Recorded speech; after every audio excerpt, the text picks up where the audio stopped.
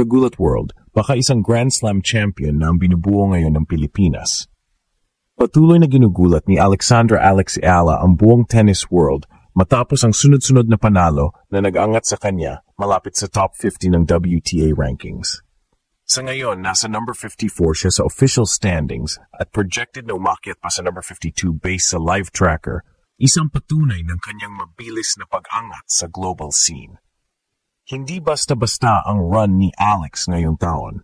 Matapos ang mga matitinding laban sa Europe at Asia, nagpagtanggilas siya laban sa mga mas matatandang world-ranked players at nakakuha ng malaking puntos mula sa mga WTA 125 tournaments. Ang performance niya sa Miami at iba pang high-level events ay nagpatunay na kaya niyang sabayan ang mga big names ng women's tennis.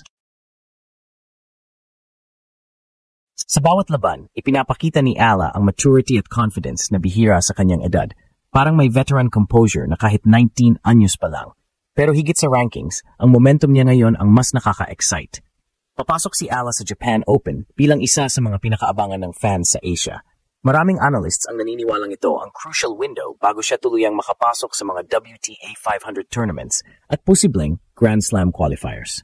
Mula sa Rafael Nadal Academy hanggang sa babawat court na kanyang tinatapakan, dala ni Alex ang kombinasyon ng disiplina, determinasyon at pusong Pilipino, isang recipe ng champion. Sa madaling sabi, hindi na lang siya tinatawag na rising star. Si Alexandra Ayala ngayon ay ang pinakadelikadong bomba na handa ng sumabog sa women's tennis. Kung magpapatuloy ang ganitong klase ng form, baka hindi na tanong kung kailan siya mananalo ng Grand Slam, kundi alin sa apat ang una niyang tatanghalin. Buong tennis world ngayon ay nakatingin sa isang Pinay teenager na unti-unting binabago ang mapa ng women's tennis, Alexandra Alex Ayala. Sa edad na 9, tuloy-tuloy ang kanyang pag-akyat sa WTA rankings at ayon sa pinakahuling live update, nasa world number 52 na siya, ang pinakamataas na posisyon ng isang purong Filipina sa kasaysayan ng sport. Isang napakalaking tagumpay hindi lang para sa kanya, kundi para sa buong Southeast Asia na bihirang makapasok sa elite circle ng women's tennis. Mula sa kanyang training base sa Rafael Nadal Academy sa Spain, ipinakita ni Alex ang disiplina at determinasyong hinubog ng mga taon ng sakripisyo. Hindi ito overnight success. Mula sa junior Grand Slam titles hanggang sa mga high-level tournaments, dahan-dahan niyang binuo ang pundasyon ng isang world-class player. Sa bawat panalo, kitang-kita ang maturity sa kanyang galaw at ang composure ng isang atleta na alam kung paano manalo sa pressure situations. Ngayong taon, nagmarka ng malaking hakbang si Ayala matapos ang mga matitinding laban sa mga European tournaments gaya ng Suzhou at Osaka WTA 125. Sa mga laban na iyon, tinalo niya ang ilan sa mga world-ranked players at pinatunayan na hindi lang siya promising. Isa na siyang threat sa kahit sinong makakalaban niya sa court.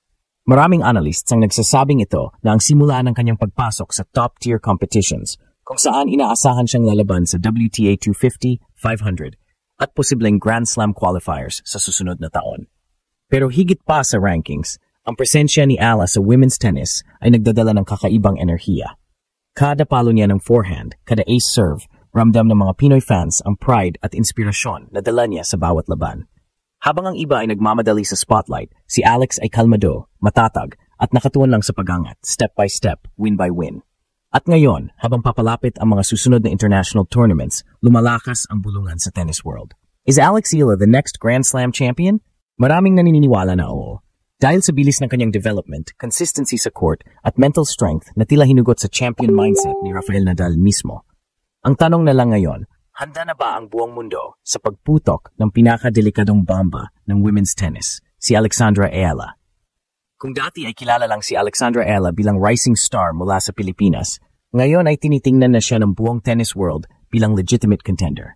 Sa loob lamang ng 2 taon, mula na maging full-time pro, nagpakita siya ng remarkable growth, hindi lang sa laro kundi pati sa mental composure at strategy.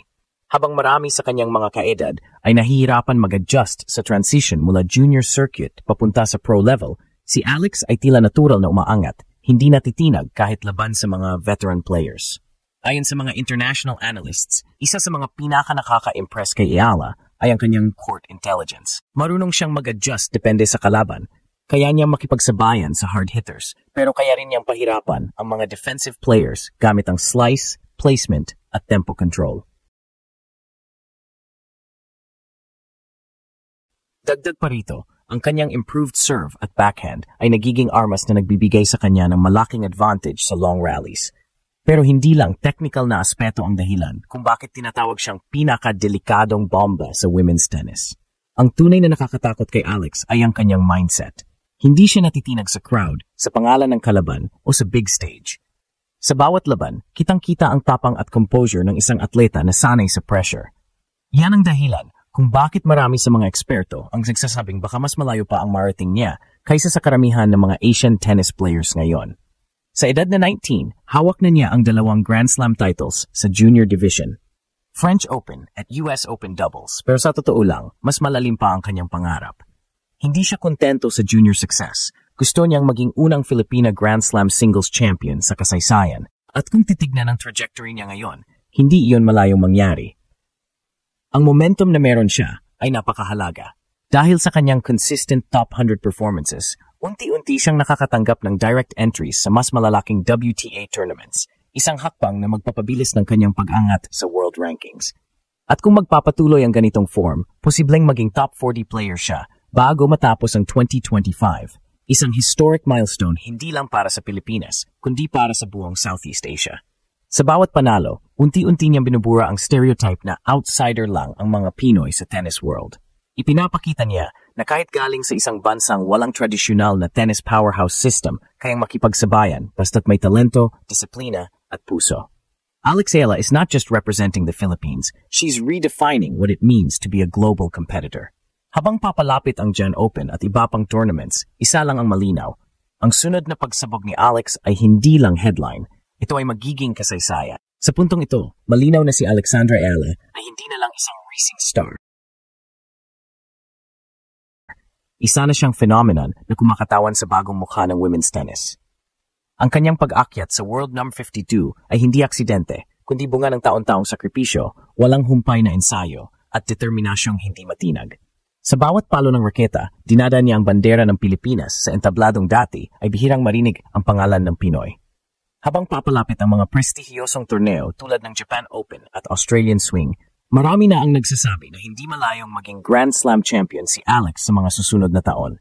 At kung mangyari yon, ito ay magiging patunay na ang talento, disiplina at puso ng Pilipina ay kayang makipagsabayan at manalo sa pinakamalakas ng mundo. Sa bawat panalo niya, inspirasyon ang hatid niya sa mga batang nangangarap din maging atleta. Isa siyang paalala na walang imposible para sa may tiwala, sipag at puso. Kaya sa mundo ng tennis ngayon, isang pangalan ang unti-unting nangingibabaw. Alexandra Ayala, ang Pinay Phenom na literal na ginugulat ang mundo.